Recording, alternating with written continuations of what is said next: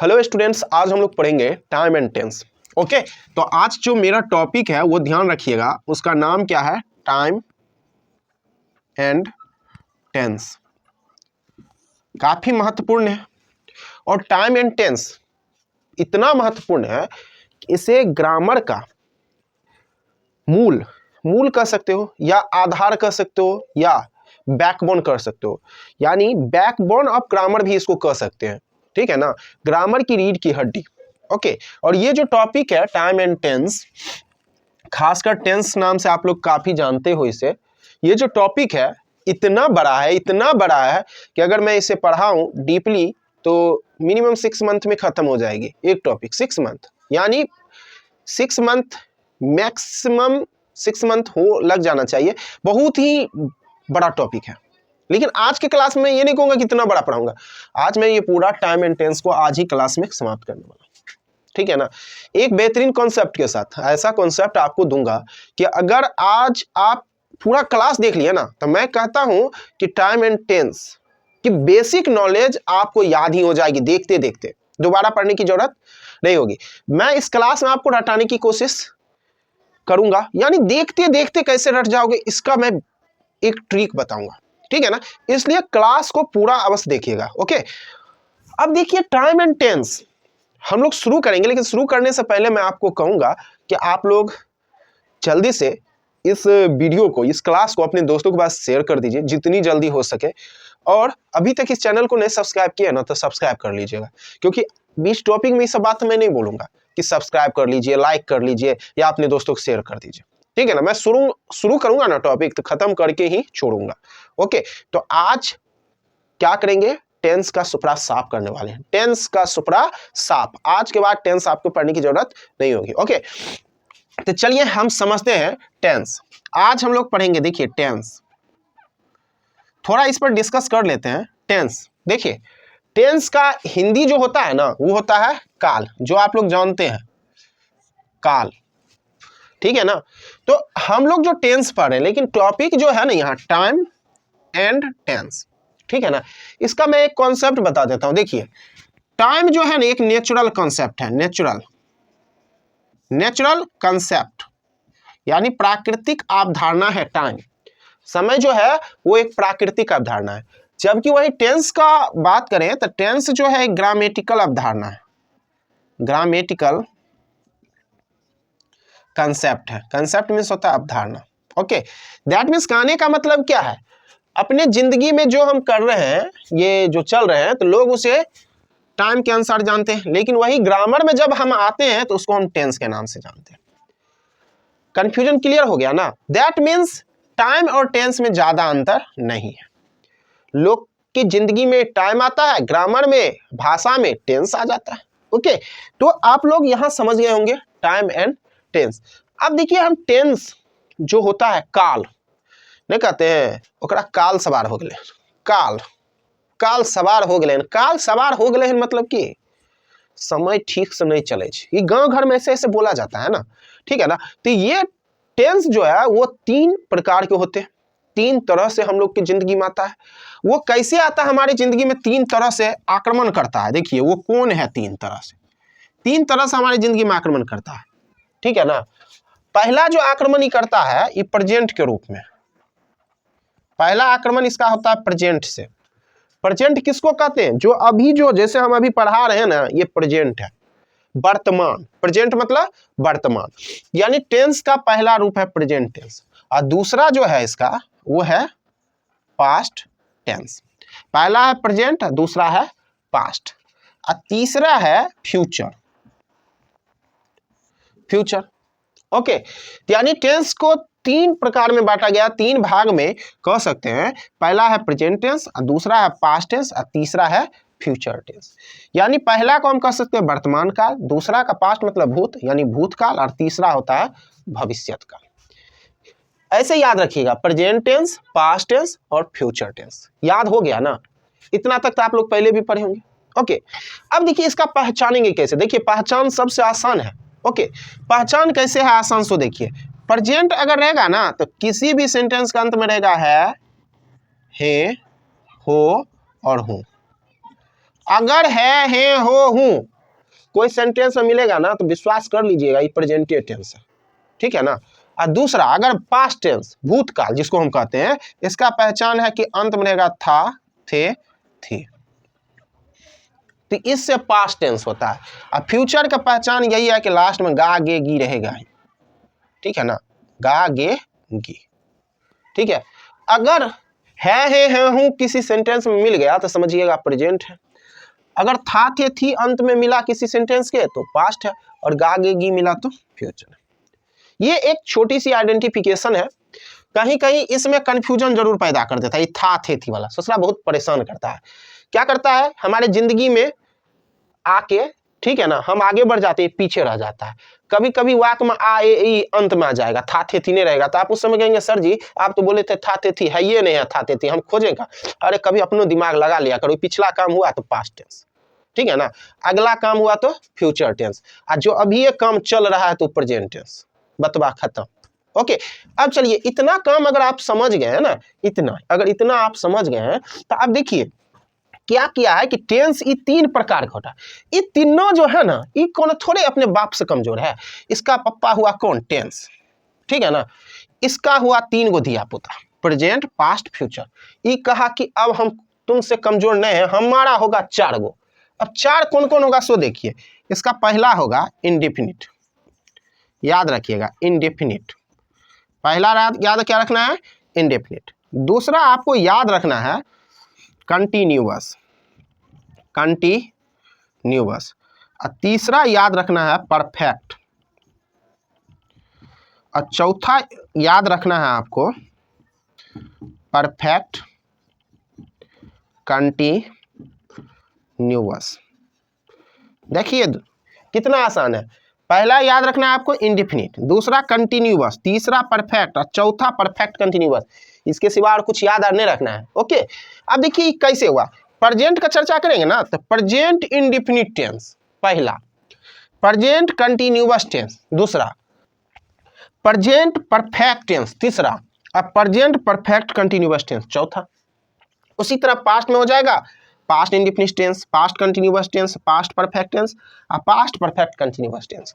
उसी तरह फ्यूचर में हो जाएगा फ्यूचर इंडेफिनिट टेंस, दूसरा हो जाएगा फ्यूचर कंटिन्यूअस टेंस, और तीसरा होगा फ्यूचर परफेक्ट टेंस, और चौथा होगा फ्यूचर परफेक्ट कंटिन्यूअस टेंस। इस तरह आप क्या करेंगे 4 प्रकार। अब देखिए चारों हम अलग अलग पढ़ते थे, और चारों को हम क्या किए यहाँ सजा लिए, चारों का चारों याद हो गया ना, याद हुआ तो कमेंट कर दीजिएगा, ठीक है ना। याद हो गया यानी 4 गो एकरा दिया पुता हुआ, यानी 12 टेंस, ठीक है ना। और सब का नाम एक है, यानी ये जो है ना, जो पप्पा इसका एकर इसके पीछे में लग जाता है, ठीक है ना। और एकर जो पप्पा जो टेंस है वो आगे में लग जाता है, ये बेचारा बीच में रहता है, दोनों तरफ से बाबा पप्पा मिल के पोता के बीच में घेर लेता है, समझे, और जिससे ये चारों का प्रकार बन जाता है। इतना तक में कंफ्यूजन क्लियर है। अब चलिए इतना तक में कंफ्यूजन क्लियर है, तो इसका हम पहचान आपको बताते हैं। पहले पहचान देख लेते हैं, उसका स्ट्रक्चर तो चुटकी में बन जाएगा, सब खत्म हो जाएगा 2 मिनट में, ठीक है ना। तो पहचान पहले समझिए। देखिए एक बात और है, आजकल प्रेजेंट इंडेफिनिट टेंस को सिंपल प्रेजेंट टेंस के भी नाम से जानते हैं, याद रखिएगा। प्रेजेंट इसको हम सिंपल के नाम से भी जानते हैं, simple present tense, simple past tense और सिंपल फ्यूचर टेंस। इसको थोड़ा याद रखिएगा क्योंकि फेमस नाम है। लेकिन इंडेफिनिट भी कोई कमजोर कोनो थोड़े नाम है, पुरानका जमाना के जो सब बुढ़वा सब है ना, वो सब इसी नाम से जानता है, ठीक। कौन नाम से, प्रेजेंट इंडेफिनिट टेंस। आजकल के भी दिया पुता सब जानता है, ठीक है ना। तो तुम तो दोनों का मिक्सचर बनो ना, पुरानका और नैका। ओके, मजा आ रहा है ना। चलिए अब इसको हम देखिए पहचान कैसे देते हैं, एकदम सिंपल सा पहचान। इंडेफिनिट में याद रखना है आपको सिर्फ ता ते ती। इंडेफिनिट में याद क्या रखना है आपको, ता ते ती, इसके सिवा कुछ नहीं। इंडेफिनिट में क्या याद रखना है, ता ते ती। ओके, कंटिन्यूअस में याद रखना है रहा रहे रही, बस इसके सिवा और कुछ नहीं याद रखना है। कंटिन्यूअस में याद रखना है रहा रहे रही। अब परफेक्ट में याद आपको रखना है आ ए ई, अब या चुका चुके चुके, आ ए ई या चुका चुके चुकी। ओके, अगर ये याद रखिएगा, बस इतना ही याद रखना है। कैसे सबका बनेगा वो समझा रहे हैं। अब परफेक्ट में आपको याद रखना है ता ते ती प्लस रहा रहे रही, रहा रहे रही।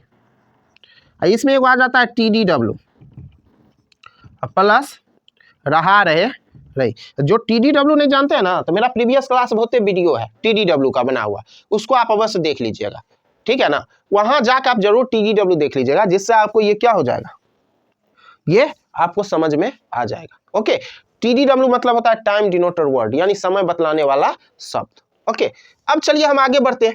अब देखिए इस सब का मूल पहचान है। अगर ता तेती के बाद है हो लग जाएगा तो प्रेजेंट इंडेफिनिट टेंस का होगा पहचान। अगर था थे थी लग जाएगा इसके बाद तो पास्ट इंडेफिनिट के पहचान। अगर इसके बाद होगा होंगे होगी लग जाएगा तो फ्यूचर इंडेफिनिट का पहचान हो जाएगा। उसी प्रकार इन सबों के बाद रहा रहे रही के बाद है हो लग जाएगा तो प्रेजेंट कंटिन्यूअस टेंस का पहचान हो जाएगा। अगर इनके बाद था थे थी लग जाएगा तो पास्ट कंटिन्यूअस टेंस का पहचान हो जाएगा। अब फ्यूचर के में अगर होगा होगी होगी लगा रहेगा, रहा रहे रही प्लस होगा होंगे होगी तो फ्यूचर कंटिन्यूअस टेंस। उसी तरह इसमें भी हो जाएगा आ ए ई चुका चुके चुकी प्लस है उस प्रेजेंट परफेक्ट टेंस। था थे थी लग जाने के कारण परफेक्ट क्या हो जाएगा, पास्ट परफेक्ट टेंस। और गागेगी यानी होगा होगे होंगी लगेगा तो फ्यूचर परफेक्ट टेंस। उसी तरह परफेक्ट कंटिन्यूअस टेंस का पहचान तो ये है, इसके बाद खाली है हूं रहेगा तो प्रेजेंट में आ जाएगा, था थे थी रहेगा तो पास्ट में, और गागेगी रहेगा तो फ्यूचर में।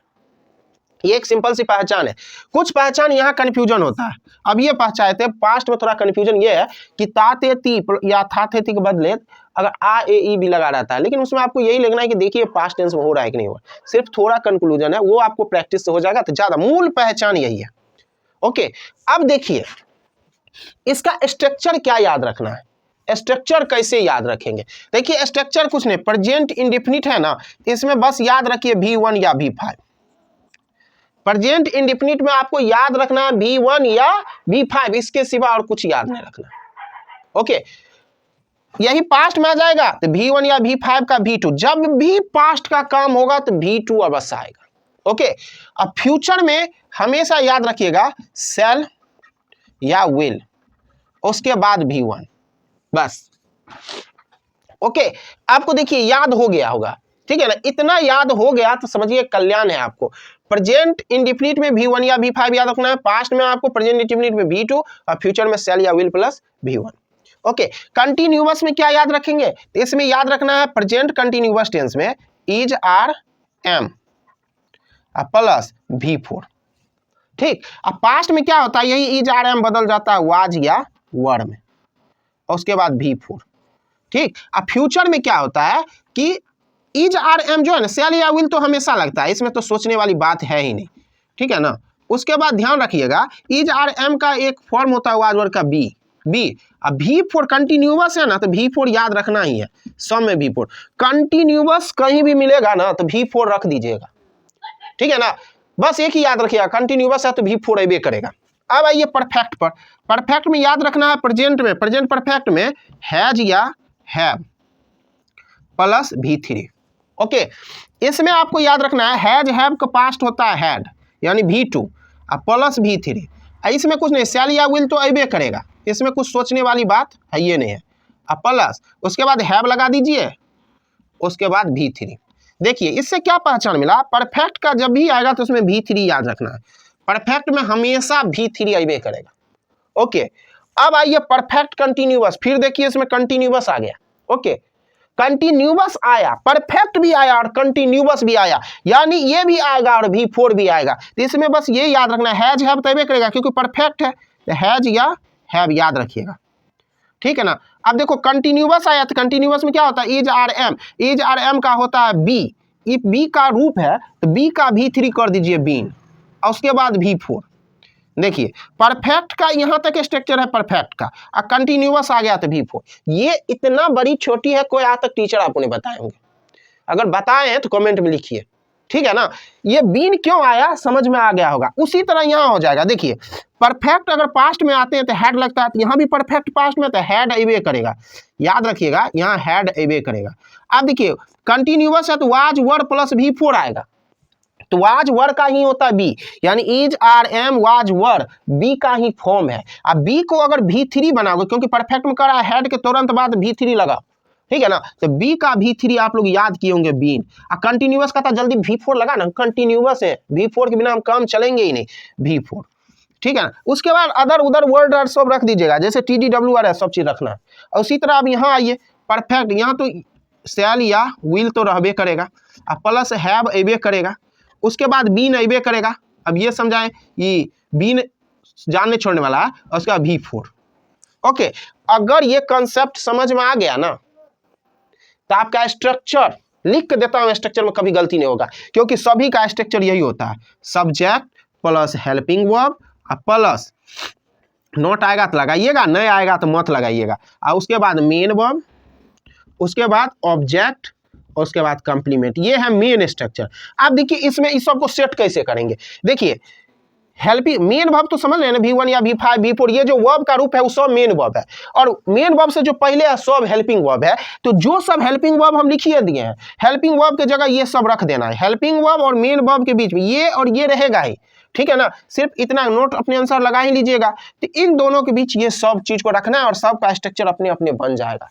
और आप लोग interrogative, negative, negative sentence, assertive sentence, ये सब भली भांति जानते हैं, ठीक है ना। 11th 12th आ गए, इतना तो आप जानते ही हैं। बस इतना ही रखना है और इसके सिवा और कुछ नहीं रखना है, ठीक है ना। अगर इतना अगर आप रख लिए, अगर इतना अगर बढ़िया से समझ गए ना, तो टाइम एंड टेंस में कहीं कोई दिक्कत नहीं है, ठीक है ना। इतना ही को 6 महीना में खत्म करेंगे, ठीक है ना। अगर आप लोग को जिज्ञासा होगा ना, लास्ट में यही बोलेंगे कि जिज्ञासा होगा तो कमेंट बनेगा, क्योंकि बच्चे लोग मेरे यूट्यूब पर ज्यादा देखते नहीं है, मन टूट जाता है, ठीक है ना। और आप लोग में भी जो कुछ देखते हैं ना, तो पूरा वीडियो नहीं देखते हैं, ठीक है ना।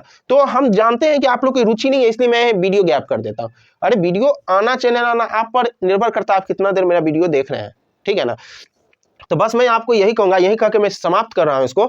पूरा टेंस का स्ट्रक्चर आपका खत्म हो गया, और टेंस का स्ट्रक्चर खत्म हो गया तो कोई प्रॉब्लम है ही नहीं, ठीक है ना। अगर इतना आज का क्लास अच्छा लगेगा और टाइम एंड टेंस को और थोड़ा कर रहे हैं कि सर इस पे थोड़ा और बताइए, तो आप इतना क्लास पहले फाइनली कर लीजिए। तो कल अगर अच्छा आपका रिस्पॉन्स रहा तो कल इससे आगे आपको हम बताएंगे, नहीं तो कल के क्लास में हम क्या करेंगे, इस पर कुछ प्रॉब्लम बेस्ड क्वेश्चन आप लोग को 11th 12th के लिए बतला देंगे। उसके बाद हम वॉइस पढ़ाएंगे और नरेशन पढ़ाएंगे। वॉइस भी नरेशन का एक शानदार ट्रिक के माध्यम से पढ़ाएंगे। एक ही दिन में वॉइस खत्म, एक दिन में नरेशन खत्म, एक ही दिन में बात खत्म, ठीक है ना। तो आज का क्लास के बारे में ज्यादा कुछ नहीं कहेंगे, आप लोग देख ही लिए हैं। तो चलिए मिलते हैं कल। Thank you.